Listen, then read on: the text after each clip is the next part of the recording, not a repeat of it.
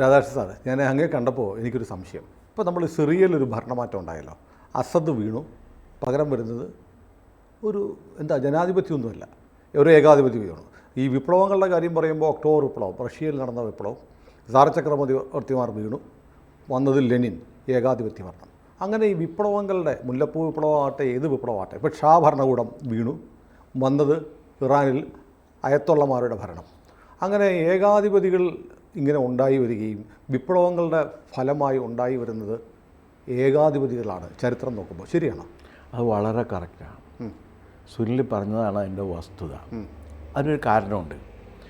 കാരണം ഒരു സമാധാനപരമായ മാർഗത്തിലൂടെയല്ല ഒരു വിപ്ലവവും വരുന്നത്. വിപ്ലവം തന്നെ സമാധാനമല്ല, വയലൻസാണ്, ഹിംസയാണ് അതിൻ്റെ കൈമുതൽ. ആ ഹിംസ ഉപയോഗിച്ചിട്ട് എതിര് നിൽക്കുന്ന ഒരാളെ വകവരുത്തിയിട്ട് അധികാരം പിടിച്ചെടുക്കുകയാണ്. അങ്ങനെ പിടിച്ചെടുക്കുന്ന ഒരുത്തൻ അവനേക്കാൾ അന്ന് നിലവിലുള്ളതിൽ ഏറ്റവും ശക്തനായിരിക്കും. അതെ, സ്വാഭാവികമായിട്ടും അവൻ ഏകാധിപതിയായിട്ടേ വരുള്ളൂ. അല്ലെങ്കിൽ പിന്നെ അവൻ വളരെ ഉദാരമതിയായിരുന്നുകൊണ്ട് ശരി ഞാൻ ജനാധിപത്യത്തിലേക്ക് പോകുന്നു എന്ന് പറയണം. അങ്ങനെ ആരും പോയിട്ടില്ല. ഇന്ത്യ അതിനൊരു ഒരു വ്യത്യാസമുള്ള കാരണം എന്താണെന്ന് വെച്ചാൽ രണ്ട് കാരണങ്ങളുണ്ടാകും. ഒന്ന്, ഗാന്ധി ഉണ്ടായിരുന്നു സ്വാതന്ത്ര്യം കിട്ടുന്ന സമയത്ത്. രണ്ട്, അത് ഹിംസയേക്കാൾ അഹിംസയാണ് ഉപയോഗിച്ചത്. ഹിംസ കുറവായിരുന്നു, ഉപയോഗിച്ചിട്ടില്ല എന്ന് സമ്പൂർണമായും ഇന്ത്യൻ ദേശീയ പ്രസ്ഥാനം ഇത് അഹിംസാത്മകമായിരുന്നു എന്ന് ആരെങ്കിലും പറയുന്നുണ്ടെങ്കിൽ അത് വസ്തുതകളുമായിട്ട് യോജിക്കില്ല. പക്ഷേ അതിൻ്റെ മെയിൻ സ്ട്രീം എന്ന് പറയുന്നത് അഹിംസയായിരുന്നു. ഇവിടെ ഞാനൊരു സംശയം ചോദിക്കട്ടെ, ഇത് വല്ലാത്ത സംശയമാണ്, നമ്മുടെ ഈ കോണ്ടക്സ്റ്റിൽ ചിലപ്പോൾ മാറിപ്പോകും. ഇപ്പോൾ സുഭാഷ് ചന്ദ്രബോസിൻ്റെ INA ഹിംസാത്മക മാർഗമായിരുന്നല്ലോ. ഒരുപക്ഷെ സുഭാഷിന് ഭരണം കിട്ടിയിരുന്നെങ്കിൽ ഏകാധിപത്യം ഉണ്ടാവുമായിരുന്നോ? ഹിംസ ഉപയോഗിച്ചു കഴിഞ്ഞാൽ ഹിംസയ്ക്ക് എപ്പോഴും അങ്ങനൊരു ശീലമുണ്ട്. അത് എപ്പോഴും അതിൽ നിന്ന് ജനിച്ചു വരുന്നത് ഹിംസയായിരിക്കും. ഹിംസയിൽ നിന്ന് അഹിംസ ഉണ്ടാകില്ല. അപ്പോൾ അങ്ങനെ നോക്കുമ്പോൾ സുഭാഷ് ചന്ദ്രബോസ് വിജയിക്കാതിരുന്നത് നന്നായി. വിജയിക്കാതിരുന്നത് നമ്മൾ ഇന്ന് അനുഭവിച്ചുകൊണ്ടിരിക്കുന്ന ജനാധിപത്യ സംവിധാനത്തിന് നന്നായി എന്ന് തന്നെ ഞാൻ പറയുള്ളൂ. കാരണം എന്ന് വെച്ചാൽ അത് അധികാരം പട്ടാളം അധികാരം പിടിച്ചെടുത്തു കഴിഞ്ഞാൽ ആരാണ് ഭരണത്തിൽ വരിക? ഭരിച്ചുകൊണ്ട് പോകണമല്ലോ. അതെ അതെ, പട്ടാളം വരുള്ളൂ. ഇനിയിപ്പോൾ നിങ്ങൾ ഈ പറഞ്ഞ കാര്യത്തിൽ ഒരുപാട് സംഗതി ഉള്ളതെന്ന് വെച്ച് കഴിഞ്ഞാൽ, ഇപ്പോൾ സിറിയ നമ്മളടുത്ത് കണ്ടാണല്ലോ. അസദ് വീണുണ്ടവനായിരുന്നു, ഒരു സംശയവുമില്ല. കാരണം 5.5 പതിറ്റാണ്ടാണ് തന്തയും മോനോട് ഭരിച്ച് മുട്ടിച്ച് നശിപ്പിച്ച് സിറിയ. ഈ അസദ് ചെറിയ കക്ഷിയല്ലട്ടാ, വലിയ കക്ഷിയാണ്. അയാൾ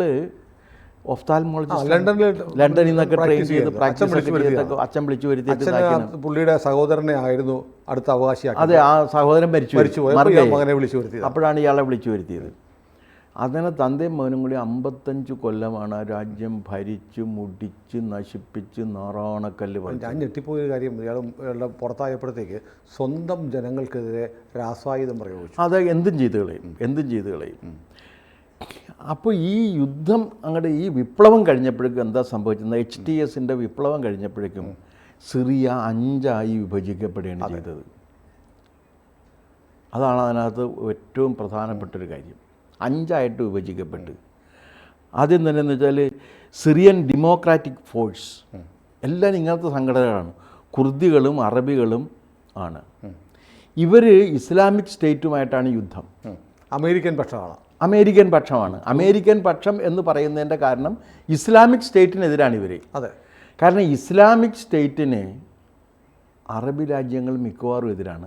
അത് വന്നു കഴിഞ്ഞാൽ നിലവിലുള്ള ഭരണകൂടങ്ങളും എല്ലാം വെളിയിലാക്കപ്പെടും. സൗദി രാജാവ് സമ്മതിക്കില്ല. അവിടെ മറ്റ് കുറേ രാജ്യങ്ങളുണ്ടല്ലോ, കുവൈറ്റ് ഇതൊക്കെ ഉണ്ടല്ലോ, അവരൊന്നും സമ്മതിക്കില്ല. കാരണം അവർക്ക് ഭരിച്ചുകൊണ്ട് പോകണം. അപ്പോൾ അത് കാരണം ഇവർ ഇസ്ലാമിക് സ്റ്റേറ്റിന് ഇവരൊക്കെ എതിരാണ്. അപ്പോൾ അത് പോയി. പിന്നെ വന്നു പറഞ്ഞാൽ ഇസ്രായേൽ ഡിഫൻസ് ഫോഴ്സ്, IDF, ഇസ്രായേലിൻ്റെ മിലിറ്ററി, ഇസ്രായേലിൻ്റെ ഗോലാൻ കുന്നുകളും ആ താഴ്വരയും അവരുടെ കസ്റ്റഡിയിലായി. ഡമാസ്കസിൻ്റെ 25 കിലോമീറ്റർ ഇപ്പുറം വരെ പിടിച്ചു. അത് അവരുടെ കസ്റ്റഡിയിലായി. അത് അവരാണ് ഇപ്പോൾ ഭരിച്ചുകൊണ്ടിരിക്കുന്നത്. അവിടുന്ന് മാറണമെന്ന് പറഞ്ഞു. ഇനി വേറൊരു കാര്യം, സിറിയൻ നാഷണൽ ആർമി തുർക്കിയുടെ. ആ പ്രദേശം മുഴുവൻ തുർക്കി എടുത്ത്.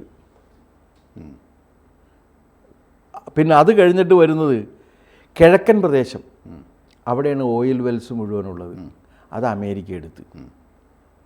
അപ്പോൾ ഒരു വിപ്ലവം കഴിഞ്ഞപ്പോഴേക്കും ഒരു രാജ്യം 5ആയി വിഭജിക്കപ്പെട്ട്. ഇനി സംഭവിക്കാൻ പോകുന്നൊരു ദുരന്തം എന്താണെന്ന് വെച്ചാൽ, പ്രധാനപ്പെട്ട സ്ഥലങ്ങൾ ഓരോരുത്തരെ പിടിച്ചെടുത്ത് കഴിഞ്ഞിട്ട് ഇവർക്ക് കിട്ടിയിരിക്കുന്ന ഡമാസ്കസിന് ഉപജീവനം നടത്തണം എന്നുണ്ടെങ്കിൽ മറ്റ് പ്രദേശങ്ങളിൽ നിന്ന് കാശ് കിട്ടണം, ആശ്രയിക്കണം. അത് പക്ഷേ അവരാരും കൊടുക്കുമെന്ന് എനിക്ക് തോന്നുന്നില്ല. ഇപ്പോൾ ഈ തുർക്കി പിടിച്ചത് തുർക്കി കൊടുക്കില്ല, ഇസ്രായേൽ പിടിച്ചത് ഇസ്രായേൽ ചോദിക്കാൻ പോലും ആലോചിക്കേണ്ട എന്നാ പറഞ്ഞിരിക്കുന്നത്. അതെ, അത് വേണ്ട, മറന്നേക്കുക. പിന്നെ വേറൊരു കാര്യം, അമേരിക്ക കൊടുക്കുക ഇല്ല, കൊടുക്കുന്ന പ്രശ്നമേ ഇല്ല. ചുരുക്കി പറഞ്ഞു കഴിഞ്ഞാൽ, ഒരുത്തൻ 55 കൊല്ലം അവൻ്റെ കുടുംബം ഭരിച്ചു കഴിഞ്ഞപ്പോഴേക്കും ഒരു രാജ്യം ഇല്ലാതെയാക്കി എന്നുള്ള മഹത്വം അവൻ അവകാശപ്പെട്ടതാണ്. ദക്ഷിണ കൊറിയ ഇതുപോലെ തന്നെ വിപ്ലവമെല്ലാം കഴിഞ്ഞ്, എന്നിട്ട് എന്ത് പറ്റി? ജനാധിപത്യം വന്ന് ജനാധിപത്യം നശിച്ചു പോയി. ഒരു കാരണവശാലും ജനാധിപത്യം നിലനിൽക്കാൻ പറ്റും. ദക്ഷിണ കൊറിയയിലെ കഥ മറ്റേ കിമ്മിൻ്റെ കൊറിയ ഉണ്ടല്ലോ, കിമ്മിൻ്റെ കൊറിയയിലെ കഥ കേട്ടില്ലേ? എല്ലാ ദിവസവും ഇത്ര മിനിറ്റ് നിർബന്ധമായും ചിരിച്ചിരിക്കണം, ചിരിച്ചില്ലെങ്കിൽ ആളെ പിടിച്ച് ജയിലിടും. ആ കിമ്മ എന്തും ചെയ്യും. ഒന്ന് ആ ഒരു രൂപം തന്നെ അതെ അതെ അതെ, നടന്നു വരുന്ന രൂപം, ഒരു കുട്ടിയാന വരുന്ന പോലെ. അല്ല, കുട്ടിയാന, ഒരു പന്നി നടന്നു വരുന്ന രൂപമാണ് ശരിക്കും. ഞാൻ ഈ അങ്കമാലി വഴിയാണുള്ള കാലടി യൂണിവേഴ്സിറ്റി പോയിരുന്നത്. അങ്കമാലിയിലാണ് ഏറ്റവും കൂടുതൽ പന്നിയിറച്ചി വിൽക്കപ്പെടുന്ന സ്ഥലങ്ങളിലൊന്ന്. അപ്പോൾ പന്നികളെ കണ്ടിട്ടുണ്ട്. പന്നി നടന്നു, നല്ല പന്നി ഒരെണ്ണം നടന്നു വരുന്നത് പോലെയാണ് കിങ് വരുന്നത്. പാകിസ്ഥാനിൽ സത്യത്തിൽ ഇതിന്ന് ജനാധിപത്യം വന്നിട്ടും മഹാഭൂരിപക്ഷം സമയവും പട്ടാള ഭരണത്തിലാണ് വരുന്നത്. എത്ര പട്ടാള ഭരണം വന്നു? മറ്റേ യഹ്യാ ഖാൻ, പിന്നെ എന്താണ് മുഷാറഫ് വരെയുള്ളത്. അല്ല, പട്ടാള ഭരണം ഇല്ലെങ്കിൽ പോലും അവിടുത്തെ അല്ല, ഭരിക്കുന്നത് പട്ടാളമാണ്. ഇലക്ടഡ് ഗവൺമെൻറ്റിൻ്റെ പുറകിൽ പട്ടാളമാണ്.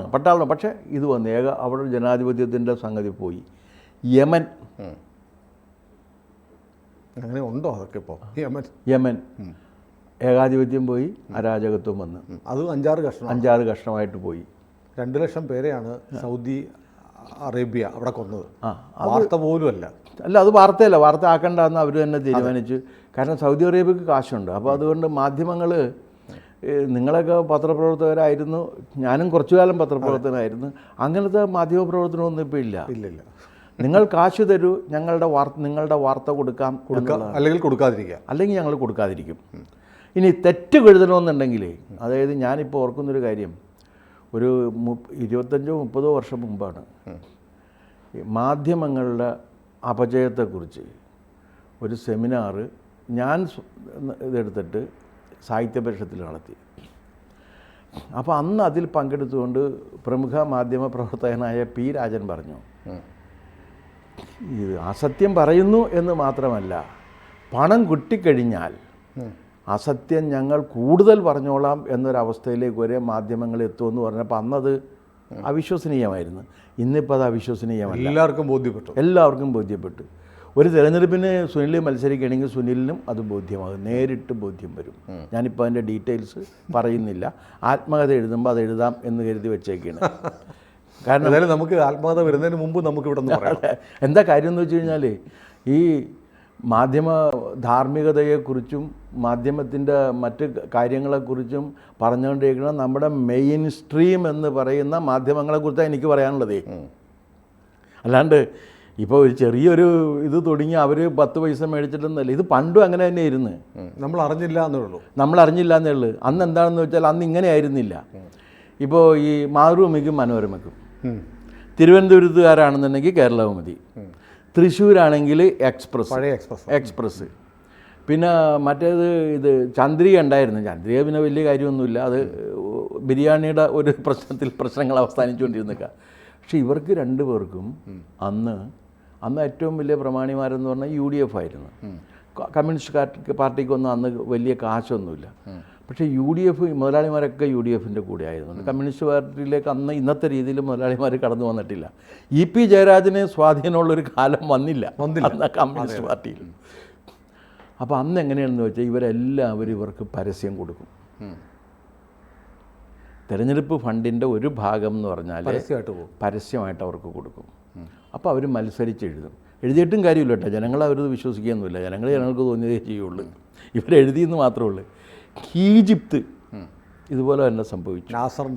നാസറിൻ്റെ പോയി, ജനാധിപത്യം പോയി. ഇറാഖ് സദ്ദാം ഹുസൈൻ പോയതിന് ശേഷം ഇപ്പോൾ എന്ത് സംഭവിക്കുന്നു എന്നുള്ളതായിരുന്നു നമുക്കറിയാം. ഇറാൻ ഷാ പോയി, ഇപ്പോൾ ഇറാനും ഇല്ല എന്നുള്ളതാണ്. ഏറ്റവും മറ്റേത് എന്താണ് അതിൻ്റെ പേര്, അഫ്ഗാനിസ്ഥാൻ. അപ്പോൾ ലോകത്ത് എവിടെയൊക്കെ വിപ്ലവം വരുന്നുണ്ടോ, ഏറ്റവും അവസാനത്തെ നമ്മുടെ തൊട്ടയലക്കത്തുള്ള ഉദാഹരണം ഏതാണെന്ന് വെച്ച് കഴിഞ്ഞാൽ ബംഗ്ലാദേശാണ്. ബംഗ്ലാദേശ് അക്രമത്തിലൂടെയാണ് ഭരണം മാറ്റം ഉണ്ടായത്. അക്രമത്തിലൂടെയാണ്. മുക്തിവാഹിനിയുടെ സമരം അല്ല, മുക്തിവാഹിനിയുടെ സമരം കഴിഞ്ഞിട്ടാണ് ബംഗ്ലാദേശ് വരുന്നത്. പക്ഷേ ബംഗ്ലാദേശ് വന്നപ്പോൾ ജനാധിപത്യം വന്ന് സെക്കുലർ ഭരണം വന്ന് ആ സെക്കുലർ ഭരണത്തെ അട്ടിമറിച്ചിട്ടാണ് ജമാഅത്തെ ഇസ്ലാമിയുടെ ഭരണം ആരാ കൊണ്ടുവന്നത്?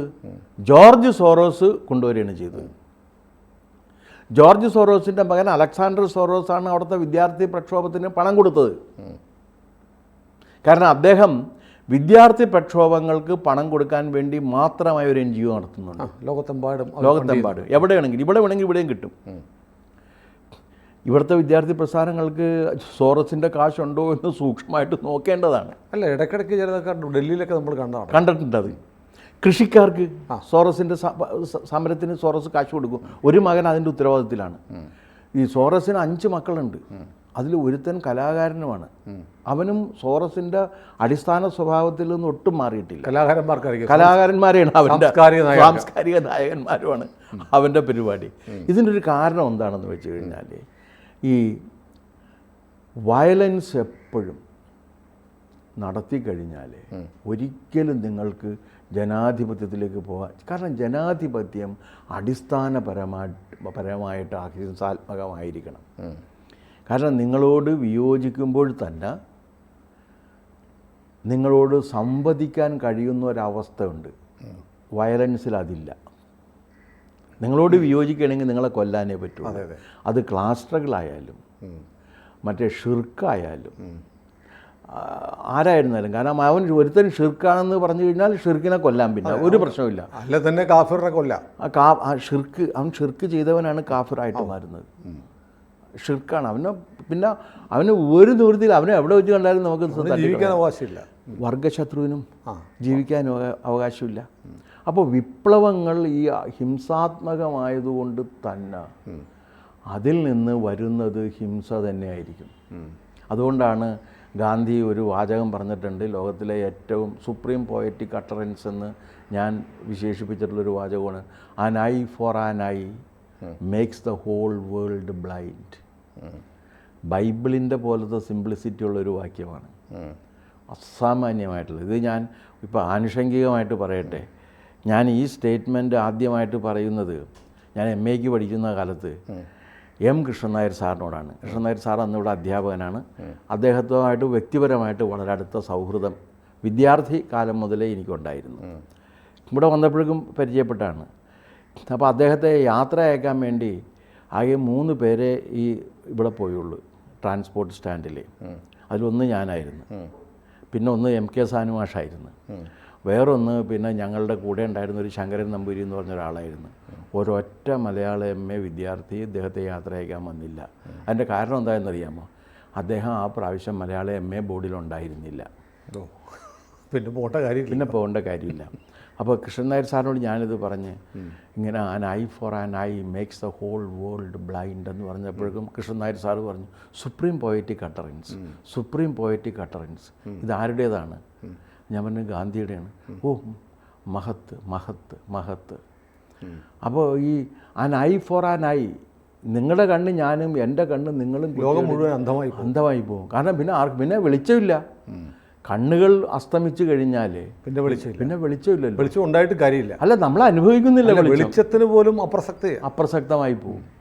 അപ്പോൾ ആ ഒരു അവസ്ഥയാണ് ഇതിന് വരുന്നത്. ഈ പറയുന്ന വിപ്ലവങ്ങൾ ഉണ്ടാക്കി കഴിഞ്ഞാൽ ആ വിപ്ലവങ്ങൾക്ക് ഒരിക്കലും ഒരു കാരണവശാലും ഇത് പറ്റില്ല. പക്ഷേ ഇന്ത്യയിൽ അതിനൊരു ഏക മാറ്റം വന്നത് ഇന്ത്യയിൽ ഏകാധിപത്യം വന്ന് അത് അടിയന്തരാവസ്ഥ കാലത്താണ്. ഞാൻ അതിൻ്റെ വിക്ടിമാണ്.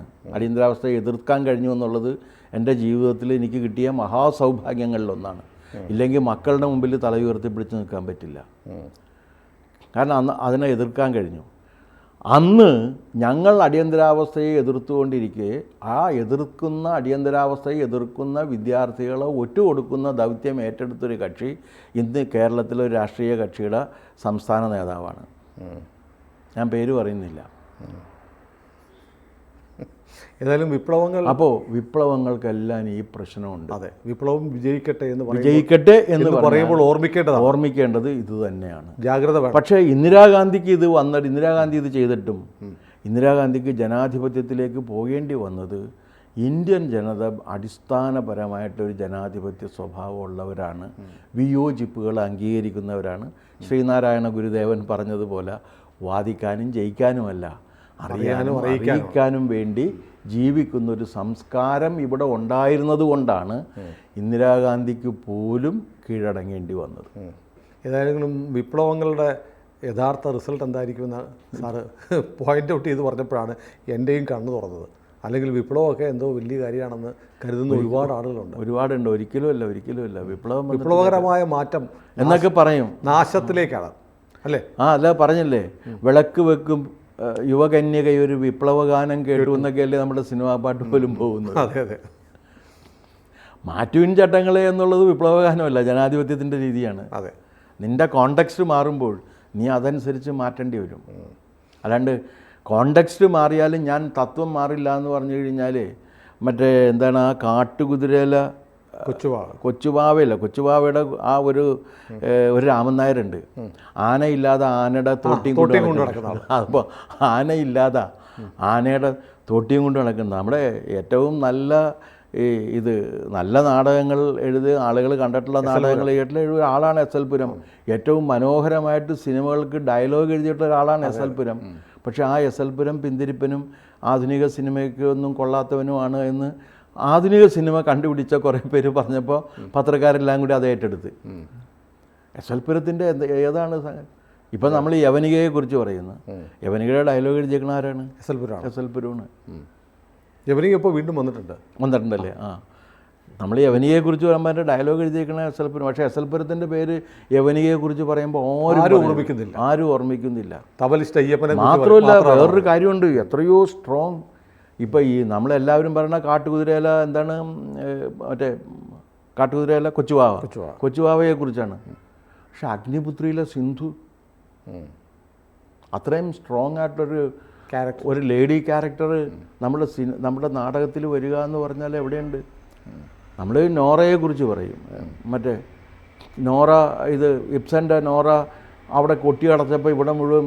പക്ഷെ അതിനേക്കാൾ വളരെ ശക്തമായിട്ടുള്ളൊരു നിലപാടെടുക്കുകയും അത് തുറന്ന് ഈ ആൺപിറന്നന്മാരോട് തുറന്ന് പറയുകയും ചെയ്യുന്നില്ല. അതിനകത്ത് ഒരു വാചകം ഞാൻ ഇപ്പോഴും ഓർക്കുന്നുണ്ട്.